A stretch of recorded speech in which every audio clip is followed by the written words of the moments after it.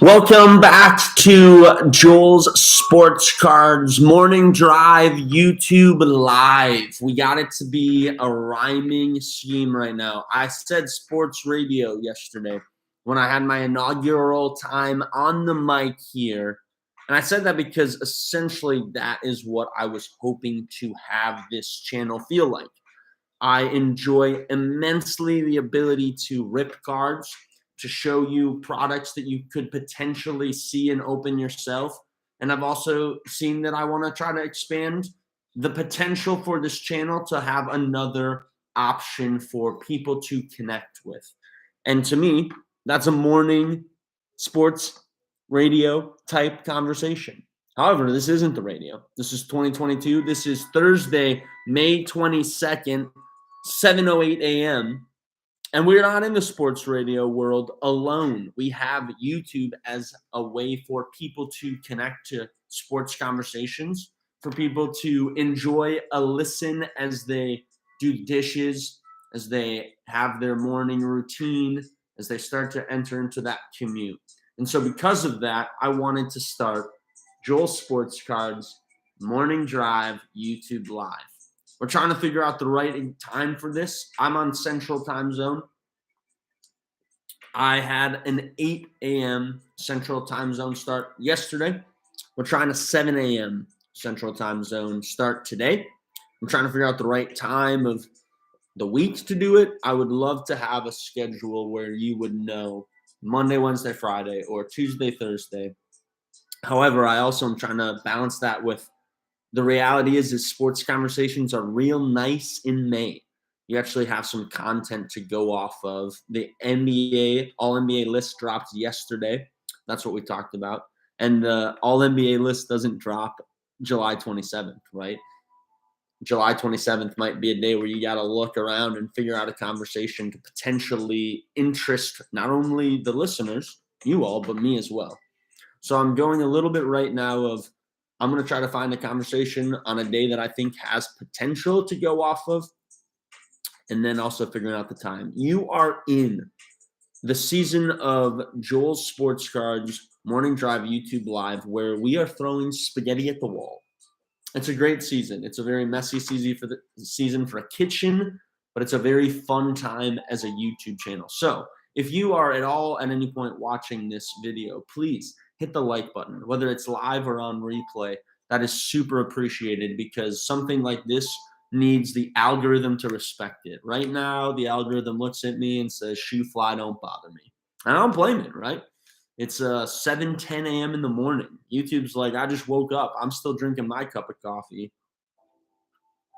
Give me a minute.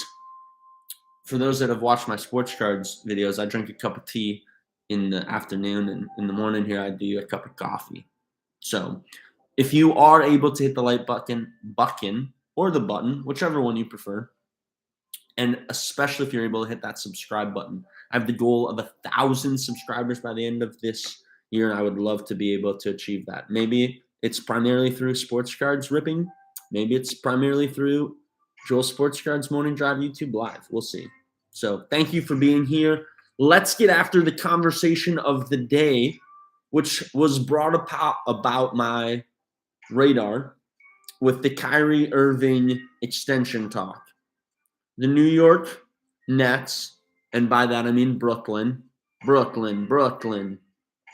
to represent the right borough there. The Brooklyn Nets have said they're hesitant to offer Kyrie Irving the extension. And Sean Marks had a pretty interesting quote for us to look at, to listen to. It said simply, we're looking for guys that want to come in here, be a part of something bigger than themselves. Ellipses. A little bit later in the convo, he said, and be available. That goes not only for Kyrie, but for everybody here. So there's kind of speculation off of that of personal decisions that Kyrie's made, injury history, and if the Nets are looking at Kyrie differently. Now, Kyrie's one of those players that it's kind of easy to have an opinion on and just stick with it, right? When you see him dribble for the first time, you just go, who in the world can dribble like this man? When you see him at Duke, he's already on the national stage. And so for most people, as they enter into a Kyrie Irving discussion, they already have a take, whether it is based in facts or a long, big view. Maybe that's not the case. It's easy to say, boom, I've seen Kyrie do this. I've heard Kyrie do this. Boom. He's one of those figures that just is polarizing. People have an opinion on Kyrie in the NBA. But I wanted to break down from a financial spot where Kyrie is in the league as of 2023. Because in 2023, Kyrie has a player option, and then he becomes a free agent after that. So this next year, Kyrie Irving gets to decide if Kyrie Irving plays for the Nets on this salary. That salary, drumroll please, is $36,934,550. $36,934,550. The classic conversation that most people who are not sports fans have at this moment is that's a ridiculous amount of money for any one person to make for dribbling a basketball. I think if you look at the books of an NBA team, and if they were to try to make a percentage of how much value an elite NBA player gives a franchise, that percentage of the actual revenue that an NBA team, that the Brooklyn Nets bring in, is not equal to the percentage that Kyrie makes the team and how much the team pays Kyrie. Kyrie is a name and a player that brings attention to your team, that has the ability to bring you into a postseason. All of the names on the list that I'm about to read, there was a conversation, at least at one point, that each of these players had the ability to bring attention to an NBA team that would make their revenue, their net profit, be much higher than the percentage should be. Kyrie Irving is an underplayed basketball player in the sense, hear me out, don't aggregate this inappropriately, in the sense of how much value every single NBA player actually brings their specific franchise. But that's not the real conversation, right? The conversation isn't about if Kyrie Irving is underpaid within the entire system of the NBA. It's whether Kyrie is overpaid or underpaid within the actual salary cap. Good morning, Kingdom Rips. It's good to see you. Kyrie Irving, if you were to guess right now, where do you think he rates in the list of most paid players, highest salary cap hit for the 2022-2023 season? Think about it for a minute. If you're watching this on replay, pause and think, where is he, right? Because we throw out, blank is a top 20 player, right? Kyrie is a top 20 player. Well, is his salary cap actually a top 20 hit? We got the numbers. This isn't people's subjective opinions, right? This is actually a conversation where you can go to spotrack.com and you can see if you are right. Kingdom Rips, we are doing that early morning video. We want to be able to have this interaction, so thank you. Any form of communication, comment you want to make, we would love to have that on this channel. Kyrie Irving is the, drumroll, 17th highest cap hit in the 2022-2023 NBA season. The 17th. His cap hit will come in if he accepts his player option at $36,934,550. The number one cap hit in the NBA next year goes to Steph Curry, and his number is $48.07 million. That is basically a $12 million increase from Kyrie to Steph. I think most people would say, absolutely, that $12 million is worth it. What Steph does, knocking on the door of the NBA Finals as he's leading his team in the Western Conference Finals to a 3-1 lead is much more valuable than what Kyrie Irving brought the Nets this year. But the conversation gets very interesting after Steph, because Steph is the good example in the top 4 of this NBA player and his NBA salary are equal in value. Great player, great value. The next 3 that come after it to round out the top 4. Number 2 is actually a tie. So 2 and 3 are James Harden and John Wall at $47.37. 47.37. Those 2 players have had elements and peaks in their career where they are top of the line. And those 2 players currently sit in some version of the NBA doghouse for each of their teams. John Wall. Does the people listening, do you know where John Wall is? Where in the world is Carmen Sandy John Wall? We just had the Netflix fire go off, and this is a classic moment. We're going to have to go live here.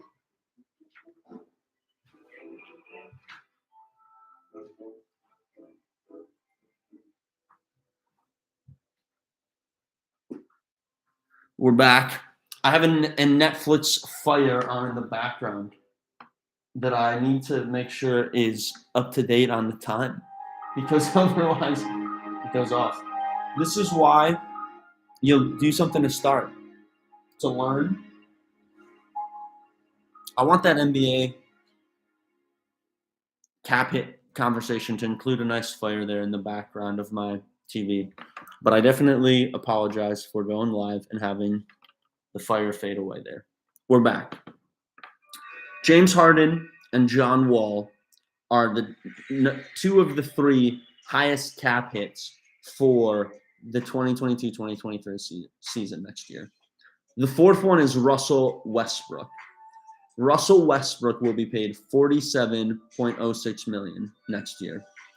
So you have Steph, great example of a contract you want to have, and then the next 3 not ideal contracts.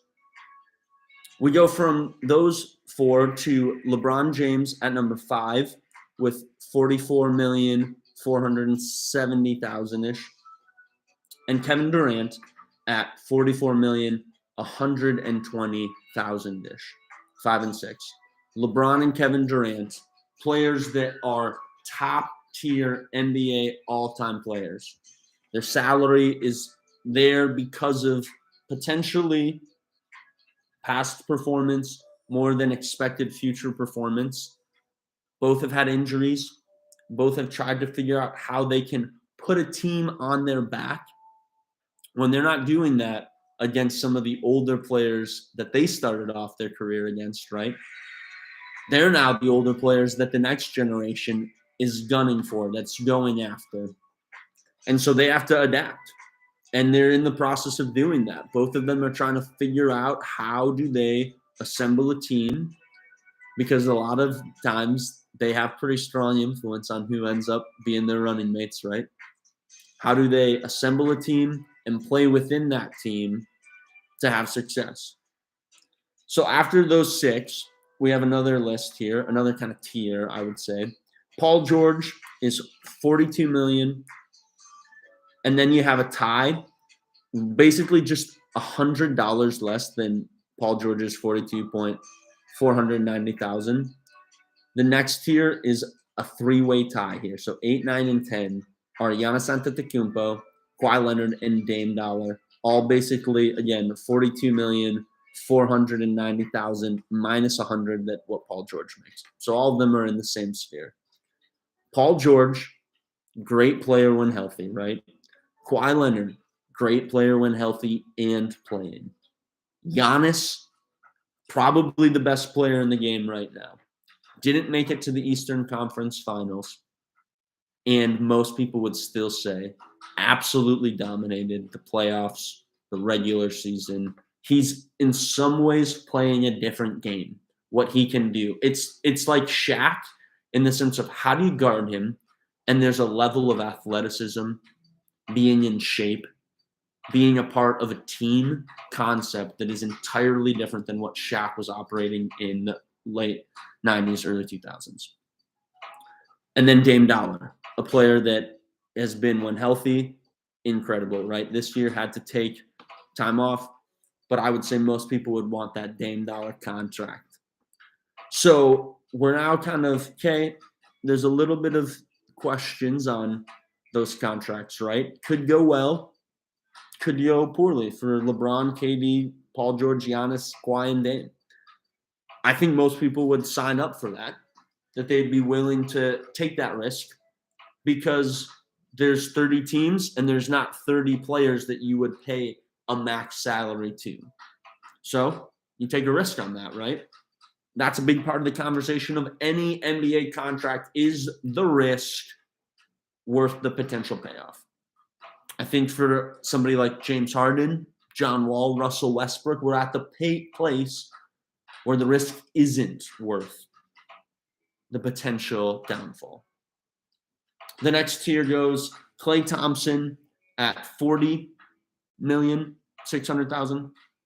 Rudy Gobert, $38,170,000. And then here's another kind of stream of basically everyone's above 37.5. You got Anthony Davis, followed by Chris Middleton, followed by Jimmy Butler, followed by Tobias Harris.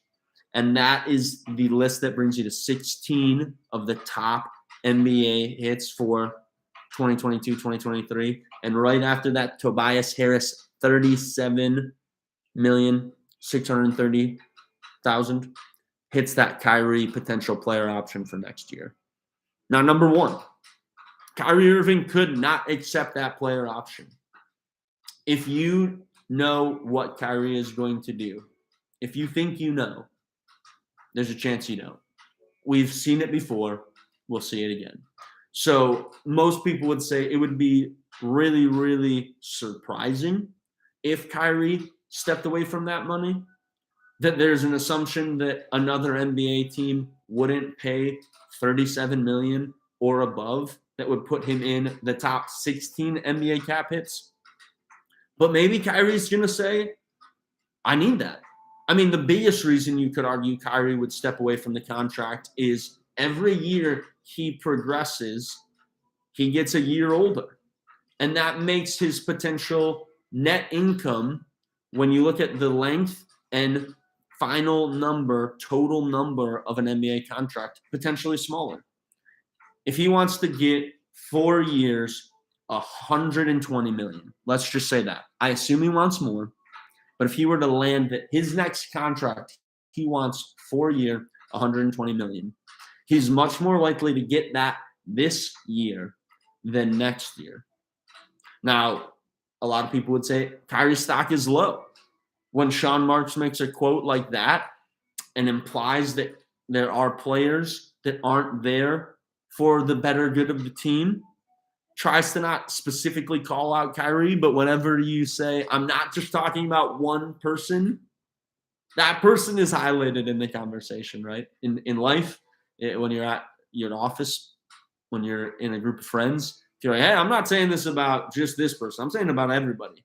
Well, the fact that you said their name is somewhat of a noteworthy thing, right? And so because of that, Kyrie's stock's a little lower than it maybe had been.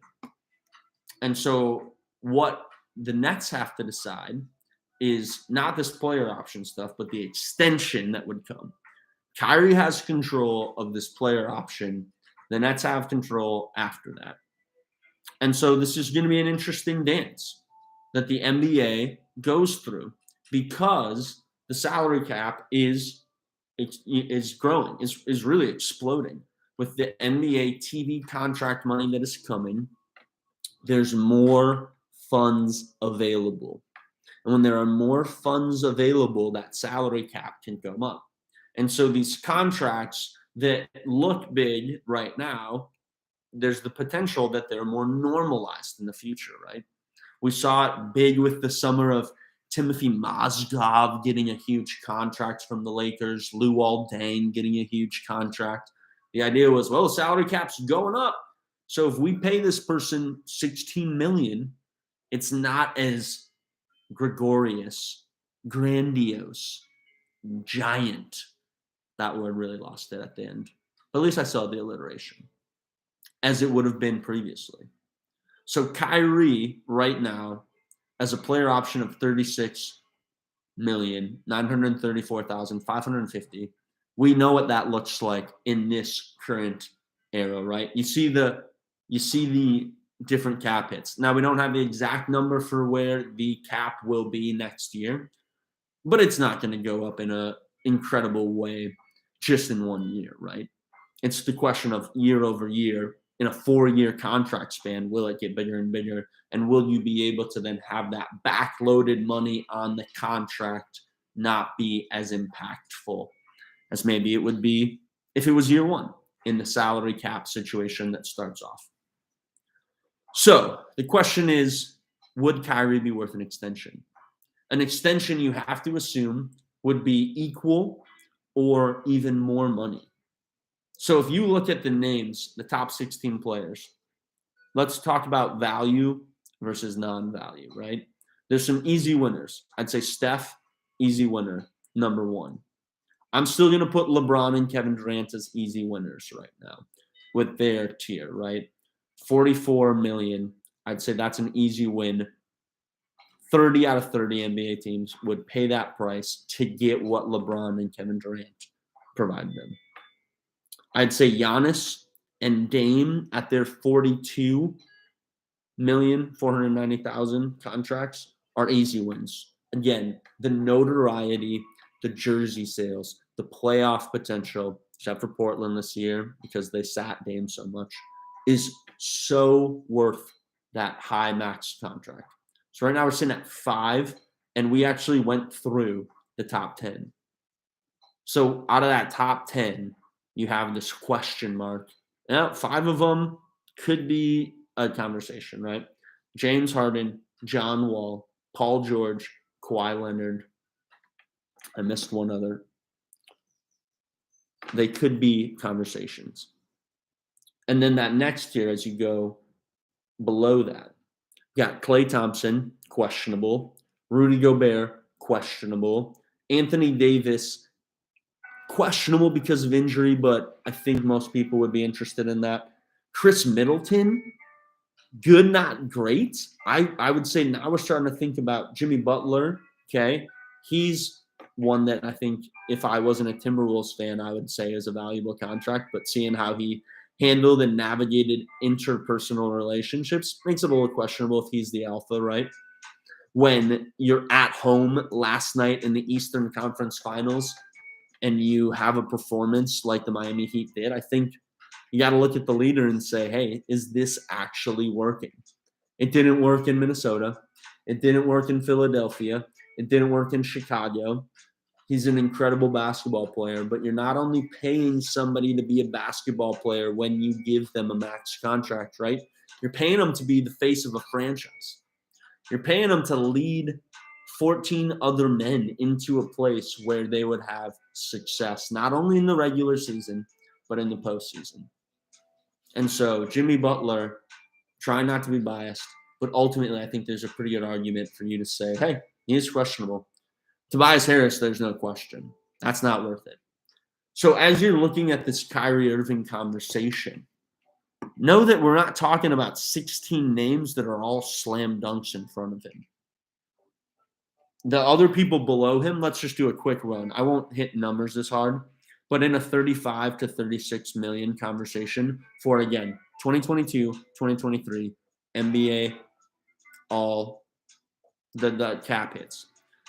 Bradley Beal, Ben Simmons, Pascal Siakam, and Drew Holiday are all 35, 36 million. Good, really, really good players. The marquee ability for those players is not at the Kyrie level, right? The ability to dribble, shoot, the past performances that have been proven that in the clutch moments Kyrie can perform, not there within these players to the same degree. Drew has a ring, but was arguably the third most important player on that Milwaukee Bucks team last year. The below tier of that, around 33, 34 million, go CJ McCollum, Joel Embiid, Andrew Wiggins. I love that Embiid and Wiggins are right there. Kansas teammates in the top 3 of the same draft, right there in the same value, completely different careers. So after CJ, Embiid, Wiggins, there's also Nikola Jokic, very valuable at the current contract he's at. Kristaps Porzingis, the exact opposite of that. And then Devin Booker and Karl Anthony Towns. This is the sea that Kyrie is swimming in. And so it's easy, as I started this off, to have a strong opinion on Kyrie, right? Most people that are watching this already have a take if they think the Nets should or shouldn't extend him. But I want to say, number one, I don't know if it's a guarantee that Kyrie is going to keep that player option, because he either could go completely rogue and just decide to do something else, or he could go very rational and say, after this year, I might be even less likely to get the contract that I am hoping for. And so if I can leave right now and set myself up because of 1 year less and potentially a situation that I could choose more, options being more available, it could be a successful decision for Kyrie. And so, number one, I just want to state again, I don't know if it's a guarantee that Kyrie will accept and choose to have his player option played out. But even if he does, I don't know if it's as easy of a conversation as each of us thinks it is to decide if the Nets should offer a player extension. Now, they're saying they're hesitant, right? That's a move of potential leverage. If they say, we're not that interested, Kyrie's market goes down. Because as much as we have opinions on Kyrie, unless one of the 14 Brooklyn Nets players is watching Joel's Sports Cards Morning Drive YouTube Live, none of us who are here and watching this were in that Nets locker room. We don't understand fully the culture that happened. There was so many elements. You start off with James Harden. You trade him midseason for Ben Simmons, who has a back injury apparently the whole year, who had his problems in Philadelphia. Joe Harris goes down. You have vets that were at the top of their game at some point in this league being role players on this team. There's so many dynamics that happen. When Sean Marks is talking about we need everybody to be aware of a bigger picture than just themselves. We can read in our own context of what that looks like in our situation, and we can assume what that might be for Kyrie. But we have not a full picture of that. And when you look at the landscape of NBA contracts and NBA superstars, we like to think it's super simple, bingo, bango, bongo. But the Nikola Jokic contract is similar to the Kristaps Porzingis contract. And you obviously want one of those and you don't want the other. And every person is thinking, especially the Nets fans, if we were to sign Kyrie for 4 years down the road, maybe this year I feel okay about it, right? Because you feel like if you didn't play the Celtics in the first series of the NBA playoffs, you would have a chance to potentially proceed in the second round. Who knows, right? Then it just gets maybe momentum going. You can talk yourself into so many things. And so you say, hey, maybe we still run it back, right? Ben Simmons didn't play. What would it look like if we got something out of Ben Simmons? If Joe Harris was healthy?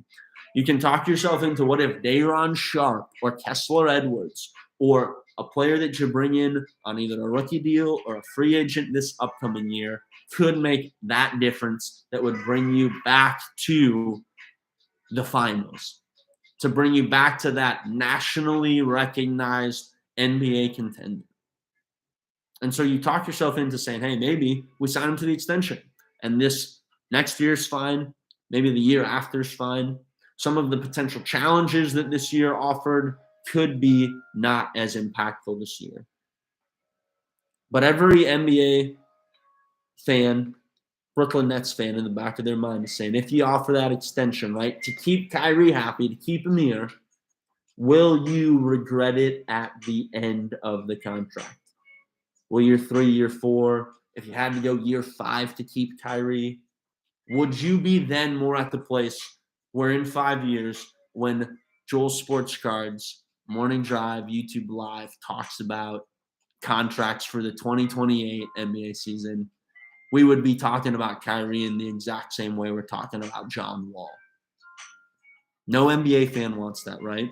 Because the reality is the Nets wouldn't even have Kyrie at that point, right? They would have dumped him off to some team for the salary cap dump and the loss of picks so that they could recoup the sunk cost that they have. And that's really the question that we operate out of, right? It's this place of fear that the NBA contract that is signed will eventually be the Timothy Mozgov, the Luol Deng view, where it was a complete backfire. I know it's easy for us to have takes. Part of that's what being on a YouTube channel is having takes. My take on this is it's not as easy as we think it is to have a take on Kyrie Irving. Thank you for listening. We will continue to have sports cards rips coming up on this channel, seeing as it is Joel Sports Cards. It's the bread and butter of this channel. And so as I'm in a season trying out Joel's Sports Card Morning Drive YouTube Live, I want to thank anybody that's watching this that has stayed through the whole time. Please hit the like button or the like button, whatever button you prefer. Thank you for the grace as I'm trying to figure out how to do this channel well with the different options that could happen as I try a new thing of YouTube Live. I hope this content was better than yesterday's, and I hope next week when I have a video that Joel's Sports Cards Morning Drive YouTube Live will be even better then. So thank you. Thanks for being a part of a community that will hopefully be 1,000 subscribers by this year's end at the start of 2023, when those NBA contracts will be in full effect because the NBA season will be going January 1st. I would love to be at 1,001 subscribers. Until next time, y'all, keep listening and peace.